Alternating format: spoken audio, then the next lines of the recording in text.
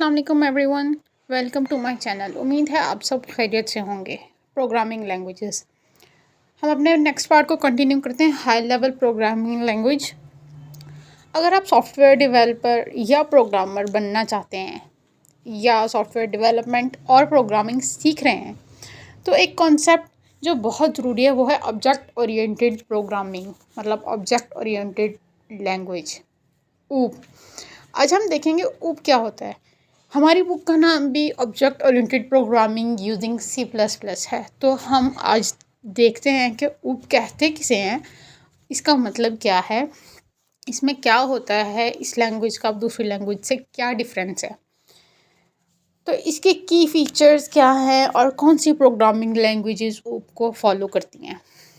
ऊप एक पैराडाइम है जो ऑब्जेक्ट और क्लासेस का यूज़ करता है ताकि कोड को ज़्यादा स्ट्रक्चर्ड, रीयूजेबल और स्केलेबल बनाया जा सके। मिसाल के तौर पर एक कार एक ऑब्जेक्ट है और उसका रंग, मतलब उसका कलर, उसका मॉडल, उसकी स्पीड, ये सब इसकी प्रॉपर्टीज़ में आता है।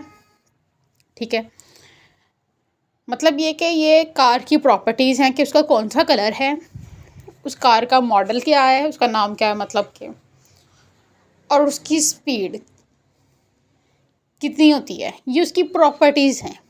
नेक्स्ट हम देखते हैं कि उसके फंक्शंस में क्या आता है। स्टॉप, स्टार्ट और एक्सेलरेट वगैरह, मतलब कि कार को चलाना, उसको रोकना, उसकी स्पीड बढ़ाना, ये उसके फंक्शंस में आता है कि ये फंक्शंस ये कार परफॉर्म कर सकती है। ये होता है प्रॉपर्टीज़ और फंक्शन जो मैंने आपको ऑब्जेक्ट की बताई हैं। नेक्स्ट इसमें क्लासेस आ जाती हैं कि ऑब्जेक्ट क्या होता है, क्लास क्या होता है, ऑब्जेक्ट ओरिएंटेड प्रोग्रामिंग में क्या क्या चीज़ें किस किस पर्पस के लिए यूज़ होती हैं। तो हम शुरू करते हैं इसके फीचर्स को डिस्कस करना। Objects consist on data and functions. अभी मैंने आपको बताया है कि जो ऑब्जेक्ट होता है, कार एक ऑब्जेक्ट थी, वो फंक्शंस पर डिपेंड करती है, उसका डाटा पर हम सारी प्रोग्रामिंग, सारी कोडिंग डिपेंड करती है। क्लासेस जो होती हैं वो design to create objects, properties and functions of objects specified in classes। मतलब ये कि जो ऑब्जेक्ट की प्रॉपर्टीज़ और फंक्शंस होते हैं वो डिफरेंट क्लासेस में स्पेसिफाइड की जाती हैं। और real world modelling, data represent properties of objects, function represents working of objects. Data जो है वो ऑब्जेक्ट की प्रॉपर्टीज़ डिफाइन करता है और फंक्शंस जो है उसकी working. Reusability, provide ways to reuse data and code, data को रीयूज़ करने के लिए तरीके बताता है। इनहेरिटेंस टेक्निक हमें अलाउ करता है कि एग्जिस्टिंग प्रोग्राम से ही न्यू प्रोग्राम जो है वो बनाया जा सके। इंफॉर्मेशन हाइडिंग, हर डाटा जो है वो यूज़र को नहीं दिखाया जाता, तो यूज़र से सेंसिटिव डाटा छुपाने के लिए हम इनकैप्सुलेशन करते हैं। उससे हम मतलब ये कि इम्पॉर्टेंट डाटा जो है या सेंसिटिव डाटा छुपा लेते हैं। नेक्स्ट है जी हमारे पास polymorphism, ability of an object to behave in multiple ways. Multiple ways में ऑब्जेक्ट जो है वो चीज़ें जो है बिहेव करता है। नेक्स्ट हमारे पास आ जाती है जी C++। ही हमारी मेन लैंग्वेज है, ऑब्जेक्ट ओरिएंटेड लैंग्वेज है, जो कि 1980 में बेल लेबॉर्ट्रीज़ में बनाई गई थी।